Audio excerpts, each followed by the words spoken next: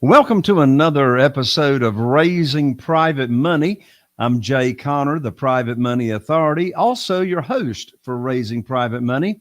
And I'm so excited to have my guest today. For almost 7 years now, my guest has been trying to get into this real estate game and really hadn't had much success at all until recent years. He's tried everything. I mean, you name it, he's tried it. He's tried wholesaling houses. He's tried apartment investing, house flipping, and really couldn't get any of it to work. I mean, he's invested, $150,000 in different programs trying to learn about real estate investing. And, he just got totally frustrated, overwhelmed, and just didn't see this real estate investing thing taking off until in recent years, he discovered land. He's been investing in land, and now he's done over 300 land deals all across the nation, and he's been doing it all from the comfort of his own home. In fact, his biggest land deal gave him a return of 1,000%. And now my guest is in the world of raising private money. So we're going to pick his brain about land deals, about raising private money. You're going to get to meet my guest, Ray Zhang, right after this.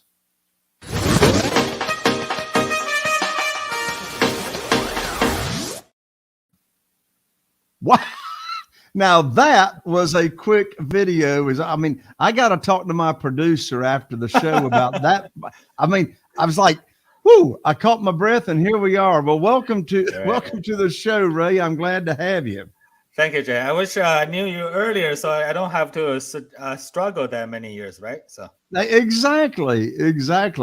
Well, Ray, as I was just talking about, I mean, you've done all kinds of, or attempted to do all kinds of real estate deals, but you found your niche to be land. So here's the big first question, Ray, and that is, what is it about doing land that works for you, and you just couldn't get the, single family houses, the apartments, wholesaling? Why didn't those other strategies in real estate investing work, but why does land work for you? I think the biggest reason is people do not have emotion attached to their land. And think about it. A lot of people, they buy a land in, let's say, Florida, but they live in New York. And after so many years, they thought they're going to build a house on there, but eventually they're not going to come. But over the years, what's growing on land, right? The weeds, the grass, and the city asks them to clean it. They don't have time to fly there to cut it. So the city, they give them the tickets. So sometimes they don't, I got like 2 land for free last year. They hate their land 100%, right? So that's why I love land, because it's super undervalued. And excuse me, a lot of people don't see the value in it, and even some of the house investors as well. I talked to a house investor this morning. I asked him, what's your contact rate? So if you send out the mailers, how many people are actually calling you back? He said it's about 0.1%. So he said he has to send out 1,000 letters to get one person to call back. But for land, it's roughly about 3 to 5%. So think about it. I'm 30 times, better than that house strategy. So I can get a lot of deals happening, right? So. Well, and of course, one thing that's intriguing about the way you do the business is you're working virtually. You are doing this business from your own home, and you are investing in multiple markets? Yeah, I'm in about 45 different markets. I'm talking about counties as a market, right? And in about 10 different states right now. I got you. So one reason you like land is because the people you talk to are not emotionally attached to the property. It sounds as though that in the past you've talked to some people that were emotionally attached to their property, and the conversations were not so nice, right? Absolutely. Yeah, especially with houses. They have a lot of good memories inside. So it's very hard to get a super good discount. But for land, it's very normal. We got a deal under like 40% of the land value, sometimes 10%, right? So it's really a miracle with land. Now, you've recently started raising private money for your deals, but you've done a lot of deals without raising private money. What is it that came along that you decided, I need to raise some private money? I think you've used private money on your last 7 deals or so. What happened? So I actually right now raise some money for my students. Some of my students, they don't have money when they start off. So I do that. And when I first started land investing about like when I first started this new way of doing land flipping, I didn't want to put so much money into it. So I started to find private uh, lenders, like people that have money, they want a decent return. I just tell them, I give you 15% of the deal, and either is the profit of the 15% or the money side, right? So if you put 10,000 in, you get 1,500 profit. I started to do that at the beginning, about the end of 2021. I did about 10 deals there. And right now, I'm just sometimes getting money for my students right now. I see. So, where are you finding your private lenders? I get that question all the time from a new real estate investor that's wanting to raise private money. They say, Jay, where do you find these, private lenders to talk to? Where do you find yours? Let's. I want to think in the other way. Instead of trying to find, you just be who you are, right? So, what do I mean by that? Let's imagine if Warren Buffett tell you to give him some money, how much would you give it to him, right? So you probably gave him a lot of money, right? Why is that? Because he is an expert in his field. He's going to make a lot of money for you. So instead of trying to find it, before we try to do that, we actually have to be the expert in our niche.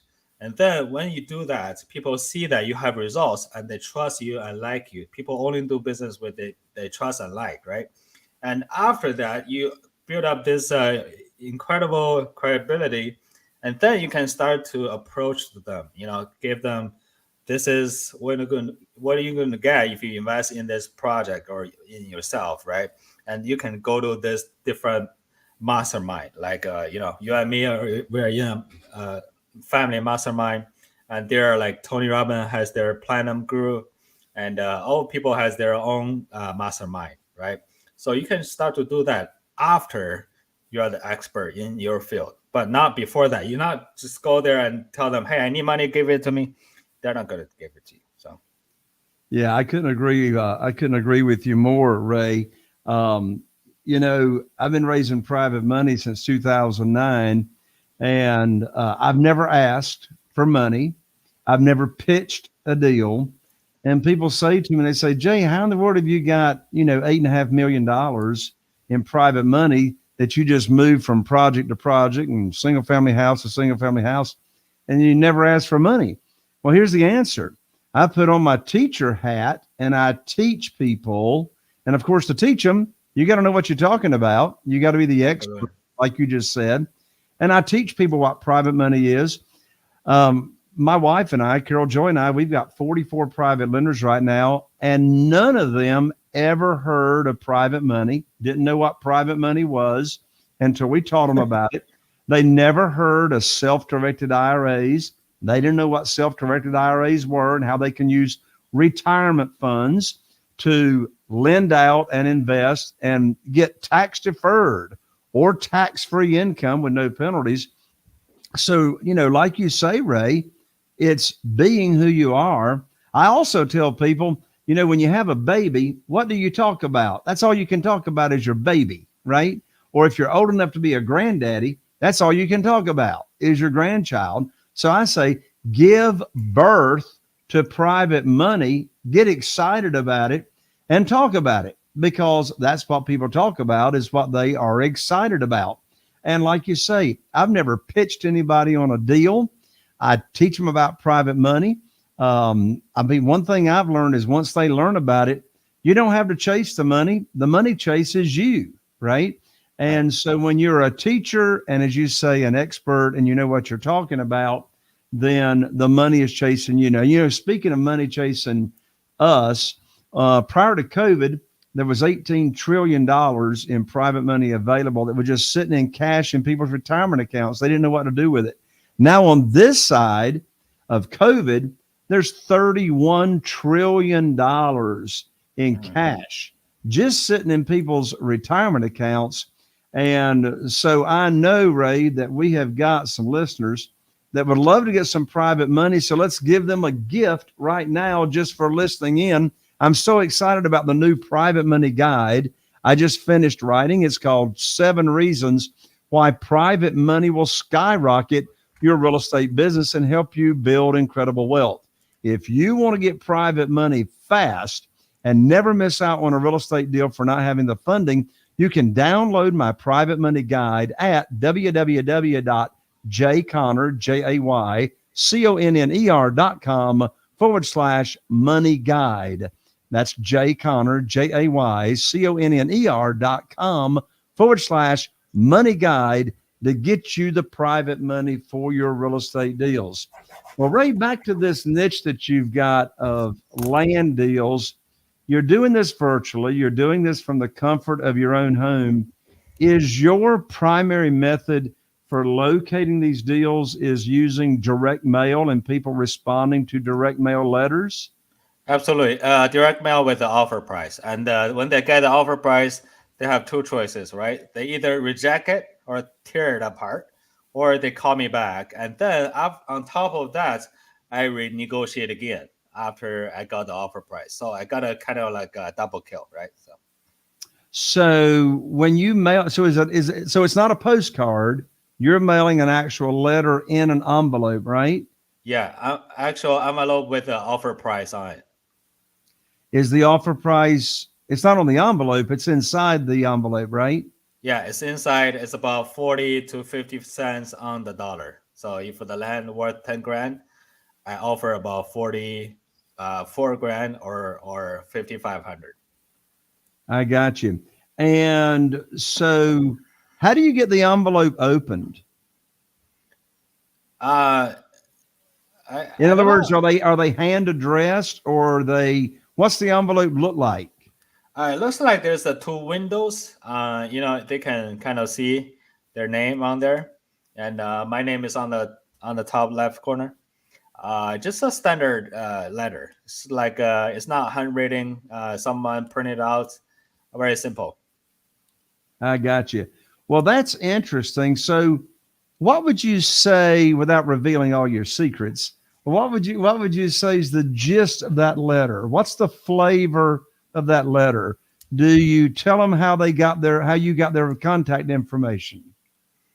Not really. The first letter, I'm just talking about, what my company is, and we can pay cash for your land. And the second page is just a purchase offer. So a purchase agreement. If they sign it, we send it directly to the title company. And very simple, nothing really fancy. I'm not sure if you make it so good looking, that would be more response rate. I really haven't tested yet, but I think it will be, pretty much the same. But for me, I just mail a whole lot. I mail like 20,000 a month. 20,000. Yeah. Wow. That's a lot. So how do you get your list, and how do you decide who to mail to? Let's say this subdivision, or the first step is always market selection. So I choose a market. For example, you live in North Carolina, there is a market there called Brunswick, right? Brunswick County. So I would go to Brunswick County. I'll look at the data for the last 3 months, and I want to see which subdivision in that county have sold activity and how much it was sold. And then I would download my actually mailing letter based on that sold data, because I only mail to the subdivisions that has sold in the last 3 months. If a subdivision in Brunswick County did not have sold, I don't even go there. So if it has, I'll go there and make 40 to 55 cents on the dollar, and then I will send it to all of the subdivisions. Whoever own land in that subdivision, get my letter. So you're not targeting like acreage or raw land. You're targeting lots that are not built on in subdivisions. Is that right? I'm targeting more like infill lots, lots nearby major growing cities. For example, if you are in Dallas, I don't really target inside Dallas because it's very competitive, but I target 30 to 90 minutes away from the major growing city. It's like a donut, right? So I don't go in the middle, I go the surrounding ones. You say it's like a donut? Right. I love it. I love it. So they respond. Do you ever talk to the seller or the owner of that property of financing that for you, or do you always offer cash? Yeah, always offer cash. That's why we have an edge, because cash can give you like so much discount, right? And that's how I just tell them I buy it for cash. So what the best you can do? Okay. So does all of your records come from public records, like public tax records? I download the record from list source, and I download the entire county list, and I'll based on the subdivision that has sold activity, I'll mail to that. Okay, well, that's a nugget right there. You're getting your list for these lots from www.listsource.com, right? Absolutely. Gotcha. Do you mail to them only once, or do you mail to them more than once? I mail them if I have a deal. Let's say I go to this county. If I have a deal, I'll mail them again, but only after 3 months. I made the mistake before. I mailed it too soon. So the for example, I went to this county in Texas, and then I got one deal. I bought it for 20 grand, and that land worth about 55,000. So I was so happy. And then I got a second deal under contract. So I haven't bought it yet. I was supposed to buy it for 28,000, and that land worth about 63-ish, something around there. So what I did was absolutely wrong. So do not do that. I got super happy. I thought if I raise the price just a little bit more for my next mailing campaign, I might have more deals coming, right? Makes sense, right?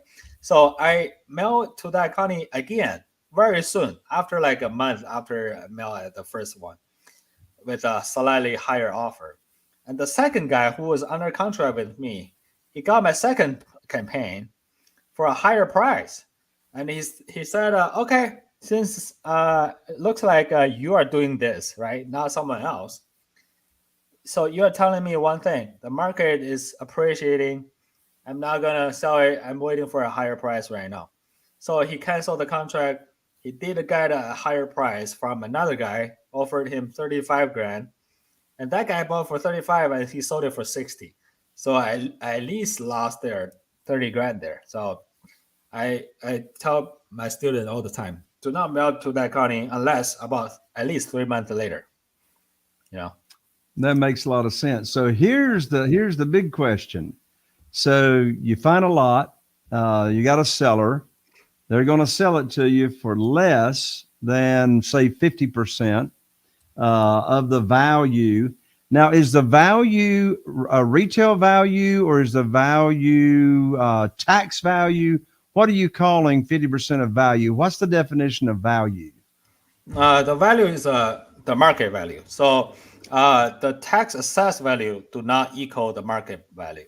So that's tax assessed value is just a reference, but it's not an indicator that's a market value. So market value is determined by buyers. So whatever you see on the market sold price is pretty much the market value, right? So if a land nearby you sold for 20 grand, that's the value.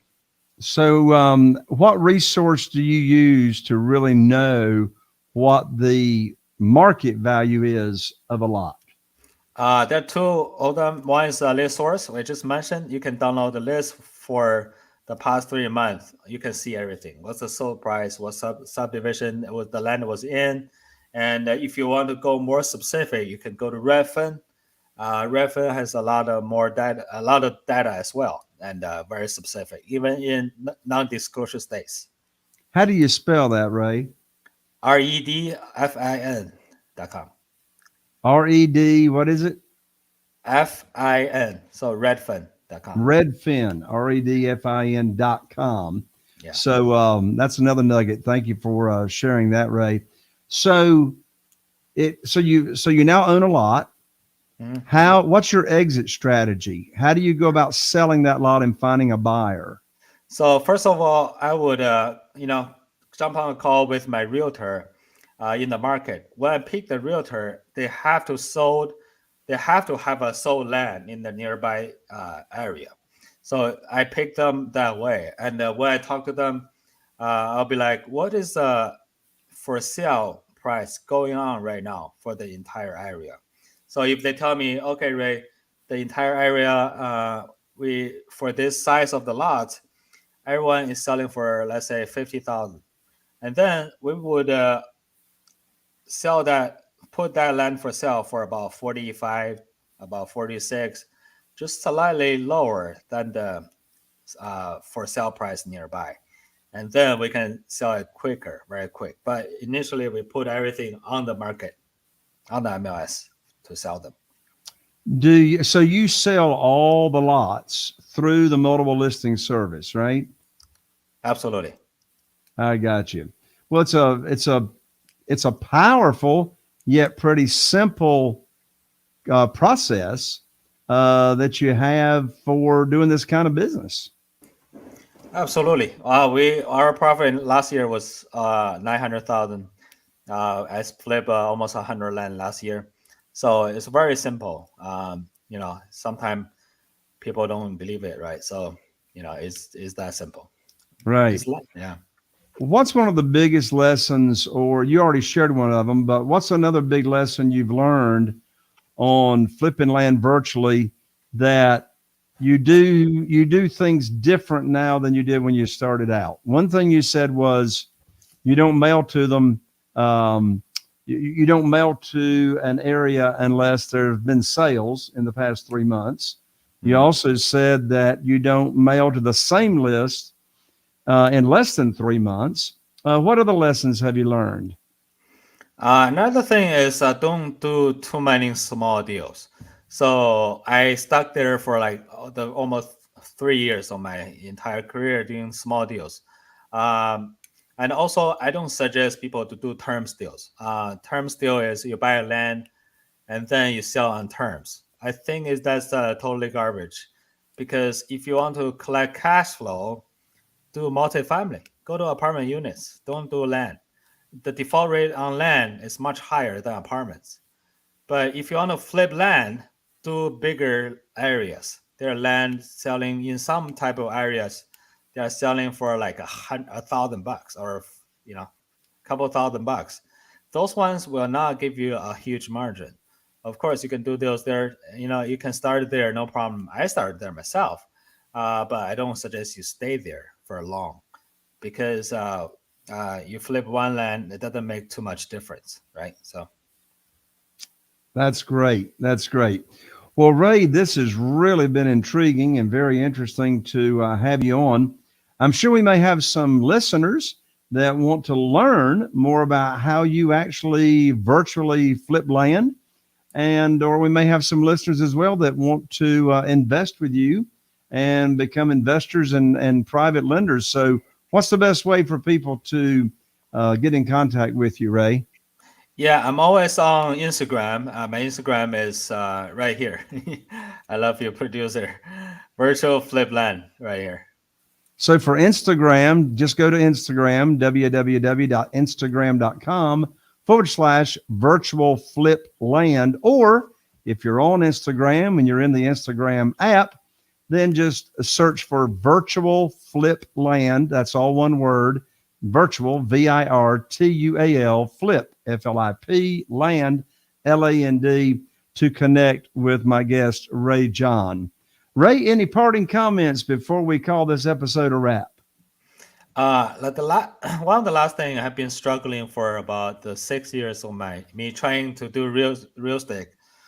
I look back right now, see why was not working, right? I've been trying to do land for right now about 10 years. And the last 4 years, I start to have results. What's the difference? The main difference is focus. So there are a lot of niche in real estate. And you see all the big names on YouTube or anywhere, of course, yourself, Jay. And you know that people who have big results because they focus on one niche. They don't try to jump around. And today I'm going to do a house. Tomorrow I don't feel like houses anymore. I'm going to do apartments. So those kind of people are not going to make it too far. And so even in land investing, there are a lot of different niches. You can buy and sell land like me. You can buy like a big parcel and subdivide them. And you can buy and hold. You can buy and build a ranch, right? So there's too many different things to do. Focus on one small niche and invest heavily there, and you'll be successful. That's great advice, Ray. Thank you so much for coming on and joining me here on Raising Private Money. Thank you, Jay. Thank you very much.